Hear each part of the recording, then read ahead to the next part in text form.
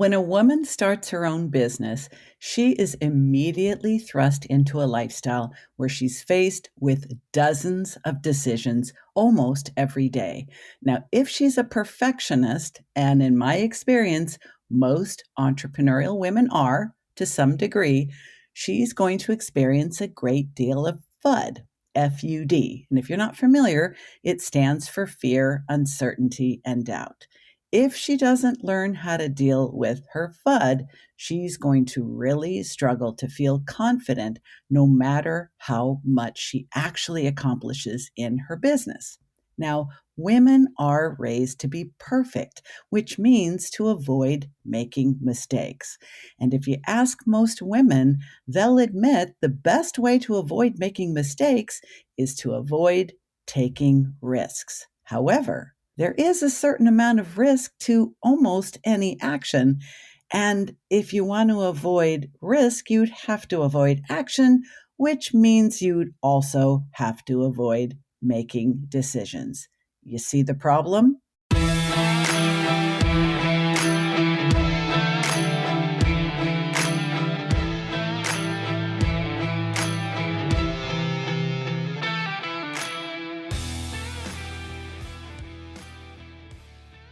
So, if you are a woman and a small business owner, you have a lot on your mind and a lot on your plate.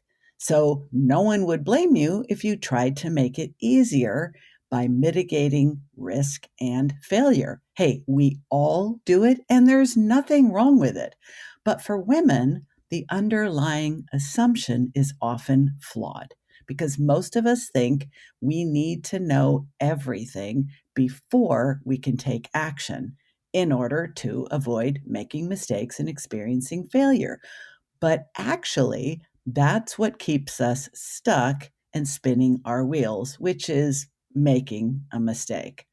We may try to outsource that fear of failure by looking for magic pills and proven processes.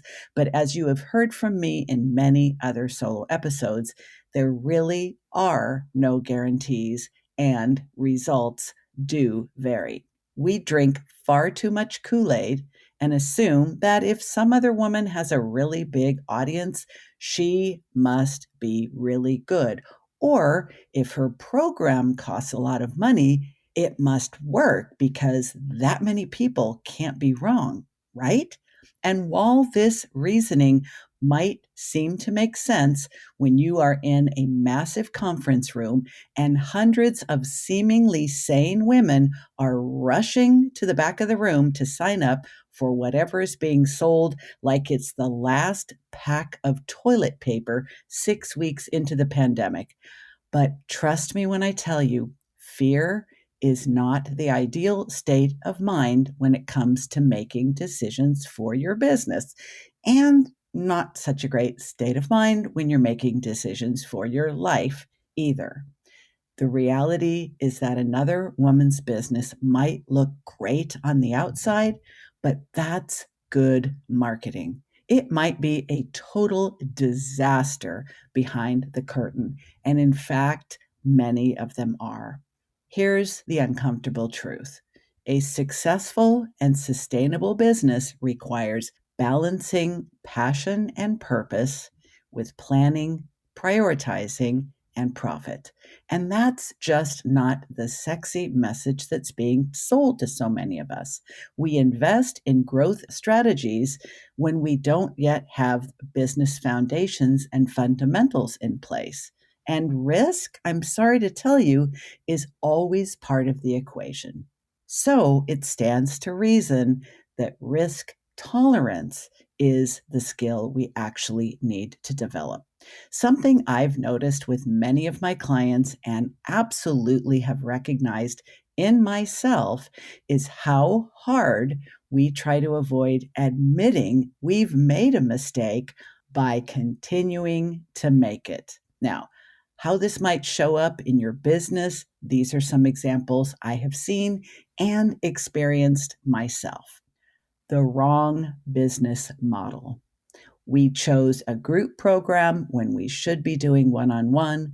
We created courses when we really should have a mastermind. We call ourselves a coach when we're actually a thought leader. We might have the wrong team structure. We might be hiring employees when contractors would make much more sense from a profit perspective. We might have the wrong size business, the wrong target market, the wrong niche, the wrong customer avatar, the wrong messaging, positioning, marketing, pricing. I could go on, but you get the point.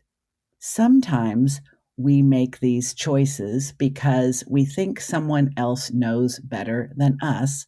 We might have set out to build a six-figure business with little to no idea what it takes to run a six-figure business or whether we even need six figures to meet our goals. We might love doing one on one work, but we're surrounded by messaging that says if we're doing one on one work, we're playing small. We have a scarcity mindset, we're trading time for dollars, or we're limiting ourselves. So we give in.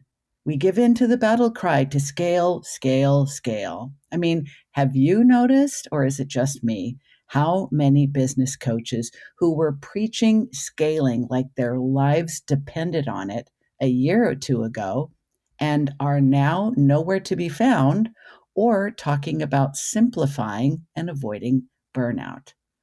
The hardest part about being a female business owner is that we don't trust our intuition and we are afraid to make mistakes. So, what do we do instead? We exhaust ourselves with overthinking, overcomplicating, and over delivering while attempting to be perfect and avoid failure. This is not a sustainable way to run a business or a healthy life. And if we are going to have this much strain and struggle, we might as well just have a job. So, is there an alternative? Can we get better at taking risks and making decisions so we're not trying to outsource them to somebody else who's making millions with the promise of a proven process? Well, I think we can learn to get better at making decisions. We can learn to get better at recovering from mistakes instead of continuing to make them because we don't want to admit it was a mistake to begin with. We can also develop risk tolerance and resiliency.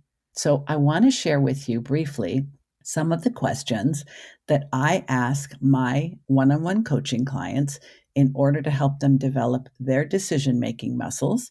And if you want to try these for yourself, I'd be happy to share them with you in a worksheet form. There is a link to that in the show notes. Are you ready? Okay, here are the questions, and they are in three different segments. The first one is I want you to focus on the present. The present in your business right now, whether it is right sized or blown all out of proportion, whether you have followed someone else's advice and ended up with a business that may look successful on the outside, but is killing you on the inside. You may have done all the things that all the coaches and gurus have told you, and you still feel like you have no idea what you're doing. So it really doesn't matter if you are successful by your own definition or anyone else's. If the business you're running just doesn't feel great, then let's start there. So, in the present, what would you be doing if you never indulged in buffering or confusion? Now, you might consider it an interesting choice of words, indulging in buffering or confusion, because the term indulgence sounds like it should be a lot more fun than partnered with confusion. Indulgence doesn't just have to mean lying on the couch, binging on TikTok or Netflix, or consuming whatever your favorite beverage or food option is. Indulging in buffering or confusion in your business may look like constantly tweaking your niche. your ideal customer profile, your logo, your brand palette, your website font. Indulging in buffering or confusion is when we say, I don't know, when asked a simple question about what do you do and who do you do it for. If we overcomplicate the answer, it could very well be that we are indulging in confusion because if we believed we knew the answer, then we would have to take action, which might present the risk of making a mistake, being rejected, or failing. Do you see what I mean? And let me be very, very clear here. When I use the term indulging in buffering or confusion, I do not by any stretch of the imagination mean that you are doing this intentionally, because I don't believe you are. But I have certainly indulged in buffering and confusion in a variety of ways at various stages of my business. I've indulged in buffering around, should I go with this color or that color? Does this font look too masculine or should I go with this one? Have I niched down far enough or should I go through someone else's niche program? Indulging in buffering and confusion might look like buying more courses, enrolling in more certification programs, convincing ourselves that we need to hire one more coach, one more mentor. We need to listen to one more podcast. We need to review all the back episodes in the catalog of some amazing podcasts we just found. See, when we are indulging in buffering or confusion, it is not like kicking back on a hammock, drinking an adult beverage, or popping bonbons in our mouth. What it looks like in our business is we are making a lot of busy work for ourselves that doesn't move our game piece forward. Because I promise you, and I have done all of this, and I believe we are probably all at some level of risk of doing this whenever we have an important decision to make. Because let's face it, if you have no idea who your ideal client is, if you have no idea who your market is, if you have no idea what your niche is, you can't really make an offer. You can't really put that offer out in front of the world. You can't actually risk being rejected or hearing crickets. So you see why it's an indulgence? Because if you actually have a business, meaning not a hobby, not a charity, an actual business whose purpose is to deliver services and make a profit, you cannot do that if you are endlessly circling around and redoing things you've already done. And the really crappy part about that is at the time that you're doing it, it feels absolutely necessary. I have spent months upon months revising something, preparing something, converting something from one platform to another. And it all felt very important, very necessary, and very urgent at the time. But the critical question is, did it move my business forward? And the answer is always a big, fat no. So, back to our question. In the present, if you are not indulging in any form of buffering or confusion, revising your program, revising the font on your website, revising what platform your website is built on, or any of that other mental fuckery, yes, I said it, what would you be doing instead?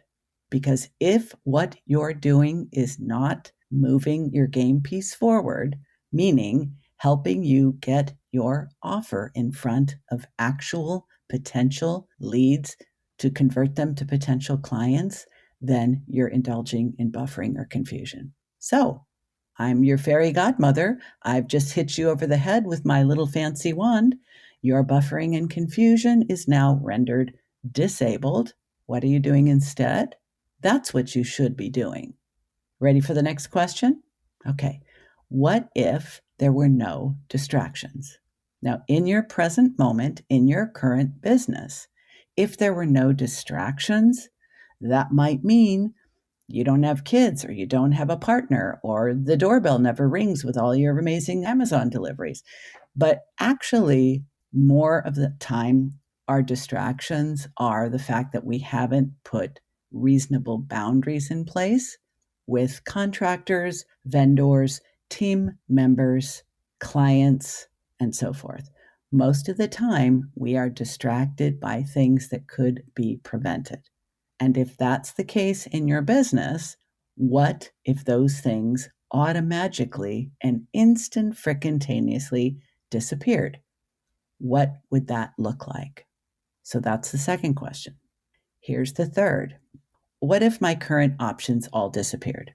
Meaning, if everything you have available to you as an alternative, I could go get a job, I could maybe hire someone to help me with my business. Maybe I could get a partner.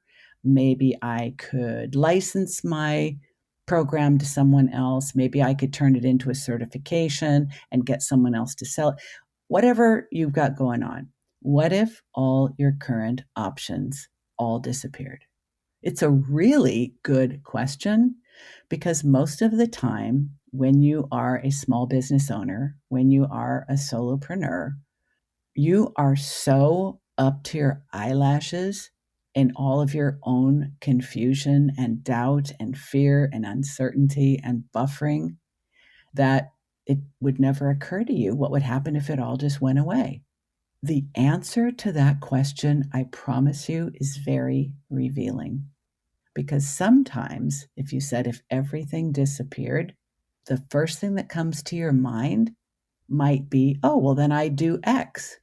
And that X might be exactly what you could be and should be doing right now that would change everything. So now we've been talking about the present. Now I'm going to take you to a couple of questions that will transport you into the future. You ready? Okay, we are now in the future. What is the worst thing that could happen? Now, it might seem kind of shocking or weird that I'm asking you this question when you have been obsessively indulging in fear, uncertainty, and doubt, fear of failure, fear of success, fear of making mistakes, perfectionism, the whole shit show. So you probably have given some thought to what is the worst thing that can happen, but not in a conscious, deliberate, and intentional way, but more like an elevator music, kind of like back of your head, just sort of like a rat gnawing on your brain and just driving you a little bit bonkers. But I actually want you to think very consciously, very deliberately, very intentionally. What is the worst that could happen? You probably would think my business would fail. But since you're thinking about that all the time anyway, and you're afraid to take certain actions because you worry that that might hasten the end of your business, let's think about the possibility that that could actually happen and really think it through with a lot of detail, not just, oh, well, yeah, my business would probably fail, or I'll go out of business, or I'll lose my business, but really think about it and what it would look like. Not because you want to traumatize yourself, but to get out of the fear and the anxiety and the worry and the doubt and to give your logical, rational, analytical, problem solving brain a chance to think this through. Because the next question is, what is likely to happen? See, first we go to what is the worst that can happen? What is your personal worst case scenario? And most of us get, frankly, quite ridiculous. You probably, maybe you'd be surprised, maybe you wouldn't be surprised, how many people come up with some version of ending up in a van down by the river, even if there's no river anywhere within 1,000 miles. And I think it's a normal human fear that if we take risks, any risks at all, and certainly starting your own business seems completely crazy in the eyes of many people, that If you do anything in addition to that, it'll surely be the end of you. So we have this ongoing low grade chronic fear that keeps us completely paralyzed so that we're failing just a little bit every day by doing nothing in order to avoid the big fail. So let's demystify that big fail. Let's look it right in the eye, stare it down, tell it, show me what you got. Let's see. Show me the worst case scenario. I would be very surprised if what you discover, should you choose to do this exercise, is that it is a whole lot less scary than what you have been imagining on a daily basis. And that is why the second question in this part of the exercise is, what is likely to happen? In my experience as a licensed psychotherapist of 20 something years before becoming a business strategist, mentor, and coach, I worked with a lot of people with anxiety, phobias, panic attacks, the whole 9 yards on the anxiety spectrum. And one of the things that I often did was to take them through somewhat of a similar exercise. What is the worst thing you can imagine? What is likely to happen? Sometimes people have a hard time imagining the worst, but they can immediately imagine what's most likely. Most people, it's the opposite. So, what do you think is actually likely to happen? In most cases, it's a whole lot less dramatic. It's a whole lot less traumatizing. It is a whole lot less terrorizing and terrifying. And you realize that you could survive it. Because the third question is, what outcome can I live with? See, here's the thing. When we take ourselves down this road, what's the worst thing I can imagine? And really think about it. And what is likely to happen? Okay. And what outcome can I live with? You are right there in the middle of your logical, rational, analytical, creative, problem solving mindset. What can I live with? Now, if you had to sell your business, would that feel great? Not really. Actually, for some people, it might be a relief. Could you live with an outcome where you have to let some of your team members go or all of your team members go? What if you realize you bought into somebody else's shtick that you need a big business and a big budget and a lot of overhead, which involves paying out a fuck ton of affiliate commissions and Facebook ad, you know, all of this, and you actually don't love running that kind of business? Could you live with the outcome where now you're not a bestie with all the other people running that kind of business? Yeah, chances are you probably could. Could you live with the outcome where you maybe don't think when you introduce yourself at a cocktail party that your business maybe isn't going to be as impressive when you meet someone else who also works and markets their services online? Maybe. Could you live with that? Could you live with the outcome where you sleep a lot longer and deeper and with a lot less tossing and turning and nightmares? Yeah, I think you could probably do that too. So, the next question in our future focus is, what result can't I live with?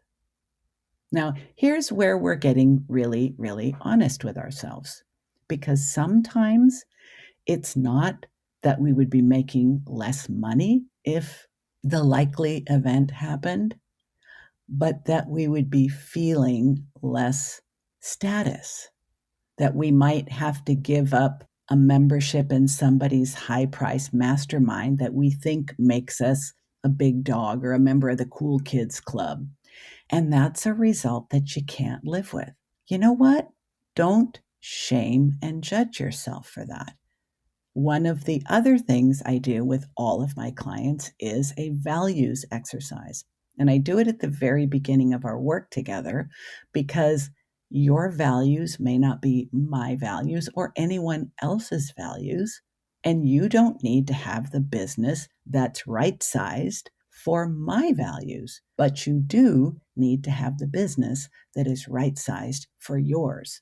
So when you go through what's likely to happen and what result can you live with, maybe you could live with less money, but not less prestige. That's okay. Maybe you could live with fewer team members, but you could not live without having a VA. That's okay. It's your business. I mean, we're really kind of missing the whole point of being our own boss if we don't get to decide how to right size our business and create a business that's aligned with what matters most to us. It doesn't matter what other people's values are or what they can live with and can't live without. But you need those answers in order to make better decisions and to improve your risk tolerance. The last question in the future focused section of the exercise is the most important one of all.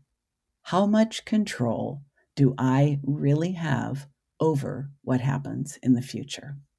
I won't be the first person to introduce you to the fact that we have very little to almost no control over the majority of things that go on in our business and in our life.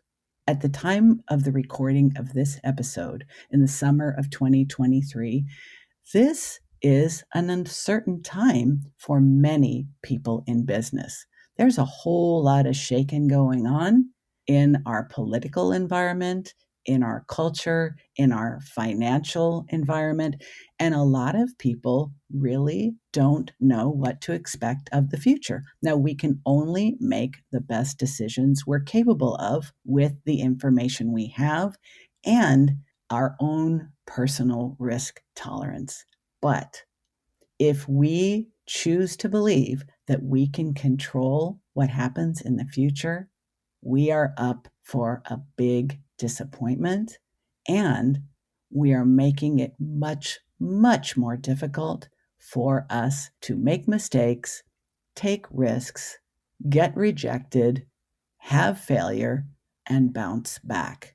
The more we can learn to make better decisions based on the fact that we can't control the future, then you're much less likely to blame yourself, shame yourself, and should all over yourself. So, to wrap up this exercise, we're going to talk about the subject of regrets. I had a client recently tell me that they didn't want to make any decisions unless they knew for sure that they were going to work. They didn't want to take any actions. They didn't want to commit to anything. They didn't want to create anything in their business unless it was certain to succeed. That's an impossible goalpost because fundamentally it assumes that we can control the future. It also assumes that we are omniscient about the conditions of the future, market forces, financial forces, economic forces, that our ideal client will even find us and have the resources to hire us and choose to do so. There's just so many things out of our control. But I think sometimes when we express the desire to only take actions that we know will yield the desired result is because we have a hard time dealing with regrets. I've heard from a few people that they are trying to regret proof their life. And I think what they meant was, I don't want to make mistakes because I don't want to experience regrets. As for me, I prefer to transform my relationship with expectations so that there are no regrets. I've done a lot of work, my own personal development and spiritual work around having no regrets because of many negative circumstances that I have been through across my entire lifespan. I also choose not to regret any of the past decisions or choices I've made because many of them I would not make today. If I had been the person then that I am now, I'd like to think I would have made a different and hopefully a better choice. But there's no way that I can say for sure that even that is a guarantee. So, on the subject of regrets, here are the questions I'd like you to ask yourself. What will I regret more?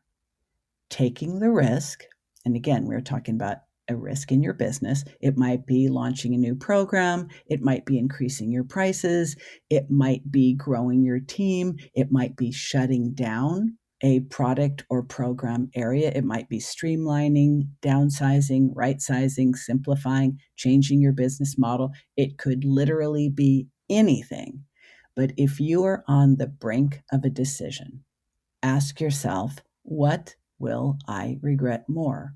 If I take the risk and fail, let's say you launch the program and nobody buys, or will I regret that I failed to take the risk?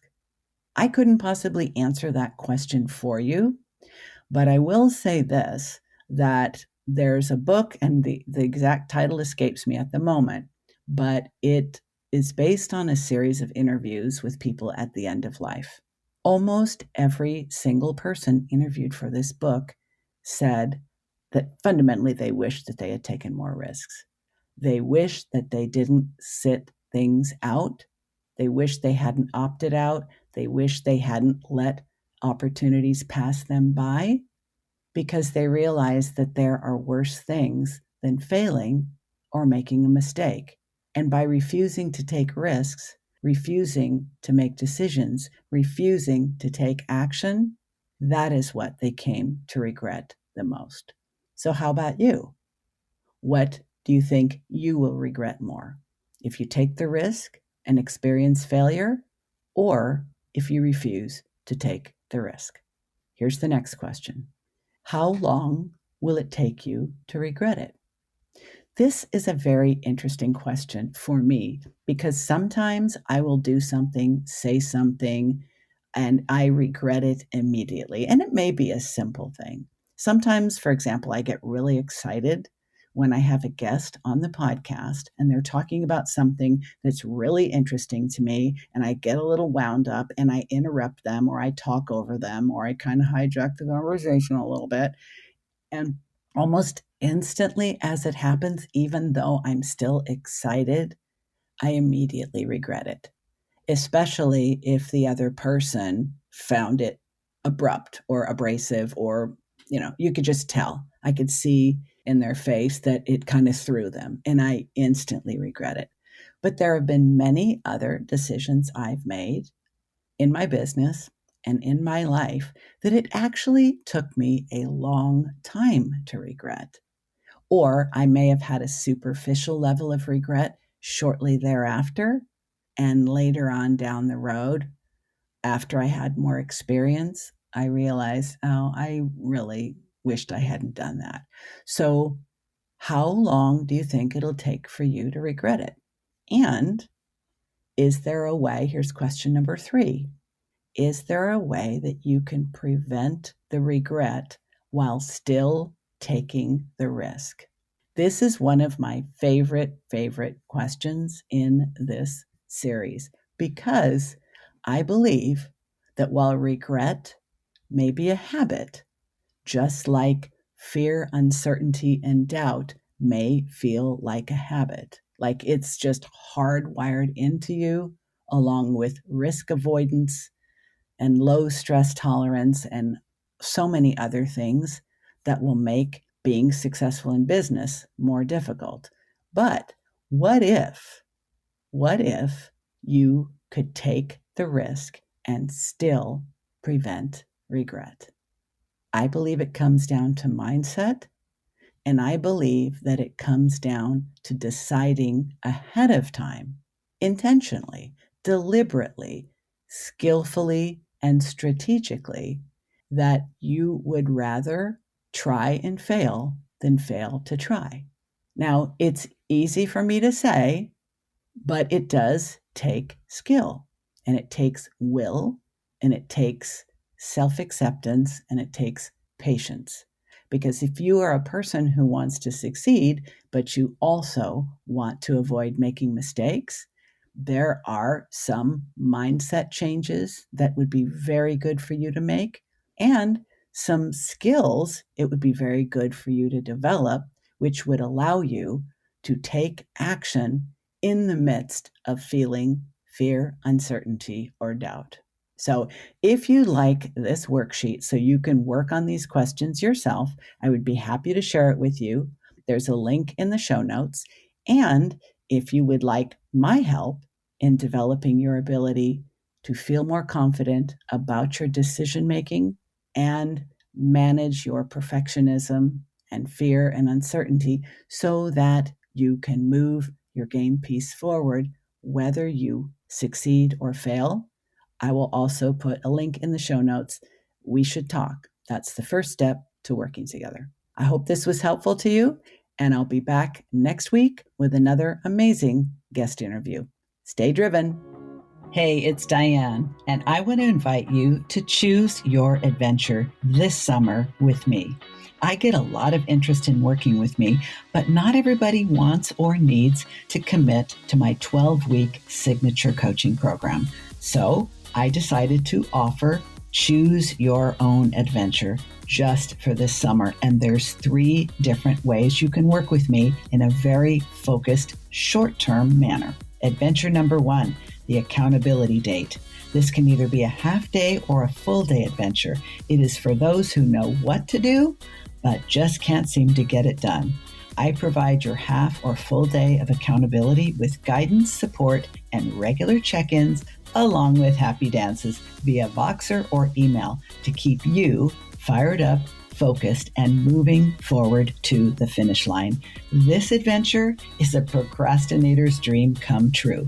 We start by identifying the things you're avoiding or that one big thing holding up your progress. You will be amazed how much energy is freed up when you get out from under something you're resisting. Adventure number 2 is the strategy date, also a half or full day adventure. And this one is for those of you who need a trusted advisor and thought partner to help you figure out how to set up your signature offer, strategize your podcast launch, your new coaching program, or anything you've been waiting to push go on because you need help identifying the how now that you've chosen the what. Adventure number 3 is Brainstorm to Breakthrough. This is a 4-week intensive for people who have big ideas but can't figure out which one deserves their all-in commitment. You need a creative genius to be your sounding board. You want a game plan to convert your brilliance into a real-life action plan, or you are considering a complete rebrand, pivot, or reinvention. This adventure has your name all over it if this is you.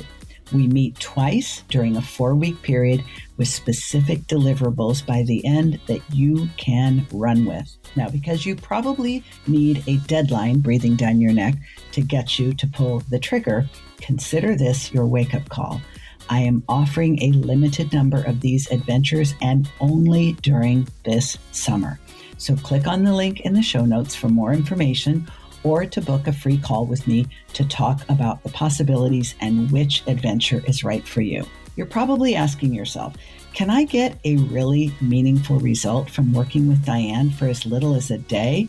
And I would say, absolutely. It comes down to focus. We decide ahead of time exactly what our focus area will be and exactly what our deliverables will be before we start. So if you are stuck in a specific area of your business and just aren't getting anywhere on your own, 2 heads are way better than 1, especially when the other head is mine. I would love to take one of these adventures with you, and I've never created a one-off offer, not to mention 3 of them before. I don't know when I'm going to do it again, so if you have been wanting to work with me and would love to dip your toe in the water and do a short-term intensive, choose your adventure and let's do it this summer.